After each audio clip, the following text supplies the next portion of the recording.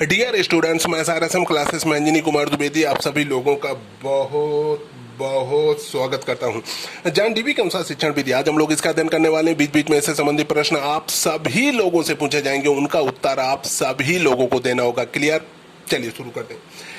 तो शिक्षण विधि का मतलब है सीखने की, ज्ञानार्जन की एक विधि जिसके माध्यम से सीखने को सरल और सहज बनाया जा सकता है, ताकि कितना भी कठिन से कठिन विषय वस्तु हो उसको सभी बच्चे, उसको सभी लोग बिल्कुल सरल और सहज रूप में ग्रहण कर सकें, सीख सकें, ज्ञानार्जन कर सकें, उसके बारे में अपने विचार रखने की भी क्षमता उत्पन्न हो। तो जान डीबी ने कौन कौन से शिक्षण विधियां बताया, उनको हम लोग इन 4 बॉक्सों के माध्यम से समझेंगे। वो शिक्षण विधियां, चारों शिक्षण विधियां कौन कौन सी हैं, और इनके आगे के ठीक बॉक्सों में इनको आसान भाषा में हम लोग समझेंगे, इनका मतलब क्या है, और साथ ही इसके बारे में हम लोग चर्चा भी करेंगे कि ये शिक्षण विधियों का मतलब क्या है। आइए शुरू करते हैं। तो जान डीबी के अनुसार पहली शिक्षण विधि है प्रोजेक्ट विधि। नेक्स्ट, दूसरी शिक्षण विधि है समस्या समाधान विधि, मतलब प्रॉब्लम सॉल्विंग मेथड। और तीसरी है निरीक्षण विधि, कहने मतलब ऑब्जर्वेशन मेथड। नेक्स्ट है खेल विधि, जिसे कह सकते हैं प्ले वे मेथड। अब इन चारों के बारे में हम लोग बिल्कुल इनका एक्सप्लेन देखेंगे कि इनका मतलब क्या है। लेकिन आगे बढ़ने से पहले 2 मिनट में इन चारों शिक्षण विधियों के बारे में फिर से ओवरव्यू देखते हैं, और ये ओवरव्यू आप लोग ही बताएंगे। 2 मिनट में फटाफट बताइए कि जान डीबी ने कौन कौन सी शिक्षण विधियां बताएं, जल्दी बताएं। नंबर फर्स्ट प्रोजेक्ट विधि, नंबर सेकंड समस्या समाधान विधि, जिसे कहते हैं प्रॉब्लम सॉल्विंग मेथड। नेक्स्ट निरीक्षण विधि, जिसका मतलब है ऑब्जर्वेशन मेथड। और चौथी विधि खेल विधि, मतलब प्ले वे मेथड। क्लियर? चलिए, अब इन चारों शिक्षण विधियों का मतलब क्या है, आसान भाषा में इन पर हम लोग सबसे पहले ऊपर के बॉक्सों में देखेंगे, फिर इन पर हम लोग चर्चा करेंगे कि इन शिक्षण विधियों का मतलब क्या है। तो सबसे पहले देखते हैं प्रोजेक्ट विधि। इसका मतलब क्या है, इस आसान भाषा में इसे कह सकते हैं योजनाबद्ध कार्य।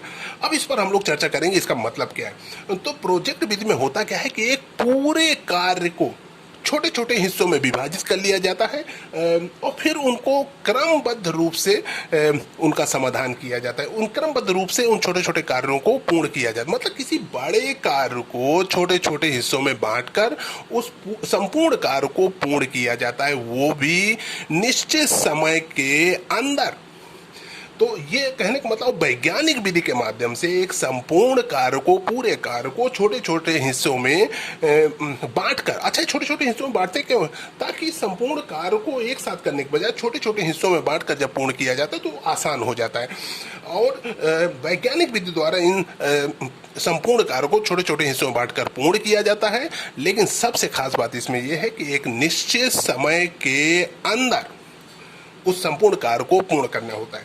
अच्छा, नेक्स्ट अगला कौन सा है, समस्या समाधान विधि, जिसका मतलब क्या है प्रॉब्लम सॉल्विंग मेथड। अच्छा, अब इसमें क्या होता है, सबसे पहले इसको आसान भाषा में ऊपर के बॉक्स में देखेंगे, फिर हम लोग इस पर चर्चा करेंगे। तो इसको आसान भाषा में कह सकते हैं स्वयं समस्या समाधान या निराकरण।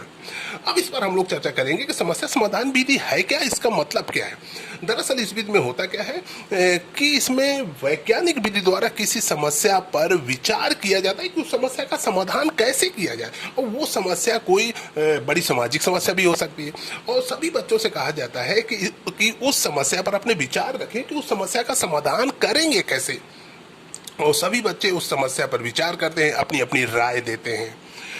इसमें एक खास और हो सकता है, इसमें तरीका इसको समाधान करने का, इसमें अपने विचार रखने का एक खास तरीका और हो सकता है कि कक्षा में बच्चों के छोटे छोटे ग्रुप बना देने चाहिए।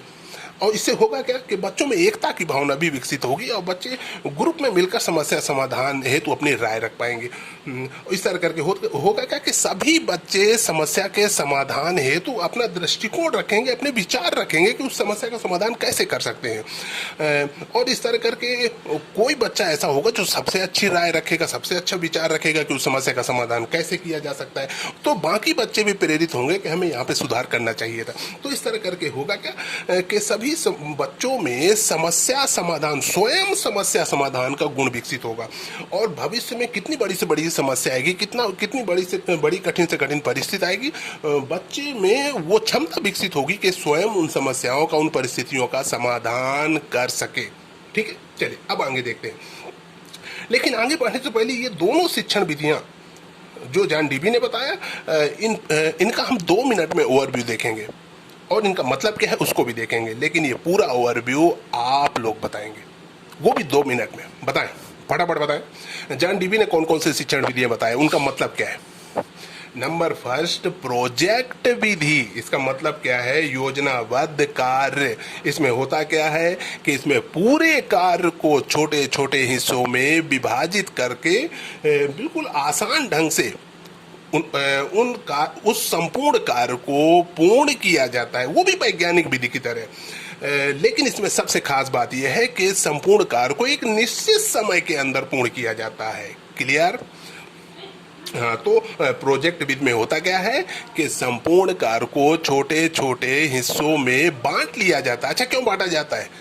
ताकि संपूर्ण कार्य को छोटे छोटे हिस्सों में बांटकर पूर्ण करने से उसे आसान ढंग से संपूर्ण कार्य को पूर्ण किया जा सके। और इसमें सबसे खास बात क्या है कि संपूर्ण कार्य को एक निश्चित समय के अंदर पूर्ण किया जाता है, और वो भी क्रमबद्ध रूप से। नंबर सेकंड, समस्या समाधान विधि। आप समस्या समाधान विधि को और क्या कह सकते हैं, प्रॉब्लम सॉल्विंग मेथड। अच्छा, इसमें होता क्या है, सबसे पहले इसको आसान भाषा में देखते हैं। इसका मतलब है स्वयं समस्या का निराकरण करना। अब इसका मतलब क्या है, अपने शब्दों में व्यक्त करें, बताएं, जल्दी बताएं। समस्या समाधान विधि में किसी समस्या पर, वो कोई बड़ी सामाजिक समस्या भी हो सकती है, उस समस्या पर वैज्ञानिक विधि द्वारा अपने विचार रखने को कहा जाता है। बच्चे उस समस्या पर अपने विचार रखते हैं, अपना दृष्टिकोण रखते हैं कि उस कठिन से कठिन समस्या का समाधान कैसे कर सकते हैं। तो इस तरह करके होता क्या है कि इसमें बच्चों के छोटे छोटे ग्रुप भी बनाए जा सकते हैं और उनसे अपनी राय रखने के लिए कहा जा सकता है कि वे उस सामाजिक समस्या का समाधान कैसे कर सकते हैं। हो सकता है उनमें से कोई बच्चे बहुत बेहतरीन राय रखें, अपना दृष्टिकोण रखें, तो बाकी बच्चे भी सीखेंगे कि उन्हें और कैसे सुधार करना चाहिए था। तो इस तरह करके इसमें समस्या समाधान विधि में होता क्या है कि भविष्य के लिए बच्चे आत्मनिर्भर बनते हैं, कि भविष्य में कितनी भी कठिन से कठिन बड़ी से बड़ी समस्या है, बच्चे स्वयं उसका समाधान कर सकें। क्लियर? चलिए नेक्स्ट आगे देखते हैं। अब निरीक्षण विधि, नंबर थर्ड है निरीक्षण विधि। इसे इंग्लिश में कह सकते हैं ऑब्जर्वेशन मेथड। इसके बाद इसमें देख कर सीखा जाता है। अच्छा, इसको अब हम लोग अपनी भाषा में चर्चा करेंगे कि निरीक्षण विधि का, ऑब्जर्वेशन मेथड का मतलब क्या है। दरअसल इसमें कानों से सुना हुआ विश्वास करने के बजाय स्वयं प्रत्यक्ष रूप से, खुद अपनी आंखों से देखकर प्रत्यक्ष रूप से घटना का निरीक्षण किया जाता है, फिर सही निष्कर्ष तक पहुंचा जाता है। क्यों? क्योंकि कानों से सुना हुआ गलत भी हो सकता है, लेकिन जब स्वयं अपनी आंखों से प्रत्यक्ष रूप से घटना का निरीक्षण किया जाता है तब सही निष्कर्ष तक पहुंचा जा सकता है। और इस तरह करके इसमें सत्यता की लगभग गारंटी होती है, और इस तरह करके सही निष्कर्ष तक पहुंचा जाता है और समस्या का समाधान किया जाता है। तो निरीक्षण विधि को कह सकते हैं कि कानों से सुनने के बजाय आंखों से प्रत्यक्ष रूप से देखकर घटना का निरीक्षण करना और सही निष्कर्ष तक पहुंचना इस विधि का मूल मंत्र होता है। नेक्स्ट अगली विधि है खेल विधि। अच्छा, खेल विधि में क्या होता है? खेल विधि को आसान भाषा में कह सकते हैं सीखने की सरल एवं सहज विधि। अच्छा, अब इस पर हम लोग चर्चा करते हैं कि इसमें खेल विधि के माध्यम से कैसे सीख सकते हैं। खेल विधि का छोटी कक्षाओं में बहुत ज्यादा प्रयोग होता है। इसके माध्यम से कठिन विषय वस्तु को बिल्कुल सरल और सहज रूप में सीख सकते हैं। अच्छा, 2 मिनट के लिए चर्चा करते हैं। जैसे छोटी कक्षाओं में बच्चों को सिखाना है 2 + 2 = 4। अब बच्चे को तो बड़ा कठिन लगेगा कि इसमें कैसे, अब बच्चे को एकदम से बताया जाएगा कि 2 + 2 = 4, तो बच्चे को बड़ा कठिन लगेगा। लेकिन वहीं पे अगर उसको खेल विधि के माध्यम से जोड़ घटाव गुणा भाग सिखाना है तो वो बच्चे को बड़ा आसान लगेगा। कैसे? अब बच्चे के सामने अगर 2 टाफियां पहले रखी जाए तो ये बताया जाए कि 1 + 1 = 2, 2 टाफियां हो गई। अब बच्चे को आसान लगने लगे क्योंकि यहाँ पर रुचि उत्पन्न हुई, वहां बच्चे को टाफी के माध्यम से रुचि उत्पन्न हुई। फिर 2 टाफियां और रखी जाएं और ये कहा जाए कि ये 2 टाफियां हो गई और ये 3 और ये 4। तो इस तरह करके 2 + 2 = कितनी टाफियां हो गई? 4। अब बच्चे को वहां पर रुचि उत्पन्न होगी। इस तरह करके बच्चा खुद विचार करने लगेगा कि 1 1 2 टॉफियां और 2 टॉफियां फिर से रखी गई तो 3 और 4। इस तरह करके 2 + 2 = 4। अब बच्चा जीवन भर के लिए उसको सीख जाएगा। क्यों? क्योंकि बच्चे ने पूरी रुचि के साथ उस ज्ञान का ज्ञानार्जन किया, उस शिक्षा को धारण किया। तो इस तरह करके छोटी कक्षाओं में खेल विधि के माध्यम से कठिन विषय वस्तु को बिल्कुल सरल और सहज रूप में सीख सकते हैं। और खेल विधि के माध्यम से और क्या होता है कि इसमें जैसे कुछ खेल विधि में शिक्षा में तो इसका बेहतरीन प्रयोग है ही छोटी कक्षाओं में। इसके साथ साथ अगर सिर्फ खेल की ही बात करें तो खेल में बच्चे मिलकर, चाहे वो फुटबॉल हो, वॉलीबॉल हो, इसमें भी अक्सर देखा जाता है कि बच्चे मिलकर एक निश्चित लक्ष्य को पूर्ण करते हैं और इसमें बच्चों में एकता की भावना उत्पन्न होती है। सबसे खास बात कि बच्चे एक निश्चित लक्ष्य को मिलकर पूर्ण करते हैं और बच्चों में एकता की भावना उत्पन्न होती है।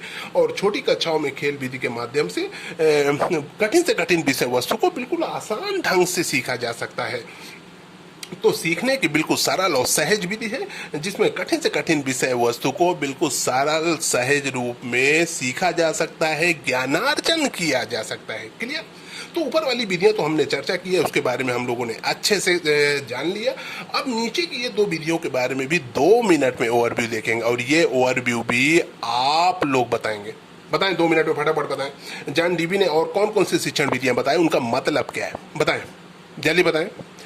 निरीक्षण विधि मतलब ऑब्जर्वेशन मेथड। इसमें होता क्या है, इसमें कानों से सुनने के बजाय, इसको देखकर सीखना भी कहते हैं, इसमें कानों से सुनने के बजाय आंखों से प्रत्यक्ष रूप से देखकर घटना का निरीक्षण किया जाता है और सही निष्कर्ष तक पहुंचा जाता है। इस तरह करके निरीक्षण विधि के माध्यम से प्राप्त निष्कर्ष सत्यता की लगभग गारंटी होते हैं। नेक्स्ट है खेल विधि, इसे कहते हैं प्ले वे मेथड। इसमें होता क्या है, ये सीखने की सरल और सहज विधि है। इसके माध्यम से सीखने को सरल और सहज बनाया जा सकता है। इसमें सभी बच्चे मिलकर एक निश्चित लक्ष्य को पूर्ण करते हैं। इस तरह करके बच्चों में एकता की भावना उत्पन्न होती है और छोटी कक्षाओं में इसका बहुत ज़्यादा सीखने में, ज्ञानार्जन में प्रयोग होता है, जिसमें कठिन से कठिन विषय वस्तु को सरल और सहज रूप में ज्ञानार्जन किया जा सकता है, सीखा जा सकता है। क्लियर? चलिए इस बार पूरे का ओवरव्यू देखते हैं, वो भी 2 मिनट में, और पूरा ओवरव्यू आप लोग बताएंगे। बताएं, फटाफट बताएं। जॉन डीवी ने कौन कौन सी शिक्षण विधियां बताई, उनका मतलब क्या है। नंबर फर्स्ट, प्रोजेक्ट विधि। इसका मतलब है योजनाबद्ध कार्य, जिसमें संपूर्ण कार्य को छोटे छोटे हिस्सों में विभाजित करके एक क्रमबद्ध रूप से निश्चित समय के अंतर्गत वैज्ञानिक विधि द्वारा पूर्ण किया जाता है। नेक्स्ट, समस्या समाधान विधि मतलब प्रॉब्लम सॉल्विंग मेथड। इसमें स्वयं समस्या का निराकरण किया जाता है। इसमें होता क्या है कि किसी समस्या, वो सामाजिक समस्या भी हो सकती है, उस समस्या का समाधान कैसे कर सकते हैं, सभी बच्चों से अपनी राय रखने के लिए कहा जाता है। और इस तरह करके होता क्या है कि सभी बच्चे वैज्ञानिक विधि द्वारा उस समस्या के समाधान कैसे किया जा सकता है, उस पर अपने विचार रखते हैं, अपना दृष्टिकोण रखते हैं। और इस तरह करके बच्चों में भविष्य के लिए समस्या समाधान का गुण विकसित होता है। और भविष्य में कैसी कठिन से कठिन समस्या है, कठिन से कठिन परिस्थिति है, बच्चे स्वयं उसका समाधान करने का गुण बच्चों में विकसित हो जाता है। और भविष्य में कितनी भी कठिन से कठिन समस्या है, कठिन से कठिन परिस्थिति है, बच्चे स्वयं उसका समाधान कर पाते हैं। नेक्स्ट, निरीक्षण विधि, इसे ऑब्जर्वेशन मेथड भी कहते हैं। इसमें होता क्या है, इसका मतलब है देख कर सीखना। इसमें होता क्या है कि इसमें कानों से सुनने के बजाय आंखों से प्रत्यक्ष रूप से जाकर घटना का निरीक्षण किया जाता है और सही निष्कर्ष तक पहुंचा जाता है। तो इस तरह करके कह सकते हैं कि इसमें प्राप्त निष्कर्ष सत्यता की गारंटी होते हैं। नेक्स्ट है खेल विधि, इसे कह सकते हैं प्ले वे मेथड। इसमें सीखने की बिल्कुल सरल और सहज विधि है ये खेल विधि। इसमें होता क्या है, खेल विधि सीखने की सरल और सहज विधि है। अब इसमें होता क्या है, इसमें एक निश्चित लक्ष्य को सभी बच्चे मिलकर पूर्ण करते हैं। हाँ, और इसमें सबसे खास बात यह है कि इसमें बच्चों में एकता की भावना उत्पन्न होती है और छोटी कक्षाओं में इसका सीखने में बहुत प्रयोग होता है, जिसके माध्यम से कठिन से कठिन विषय वस्तु को सरल और सहज रूप में सीखा जा सकता है। इसके आगे हम लोग कल पढ़ेंगे। Thank you so much.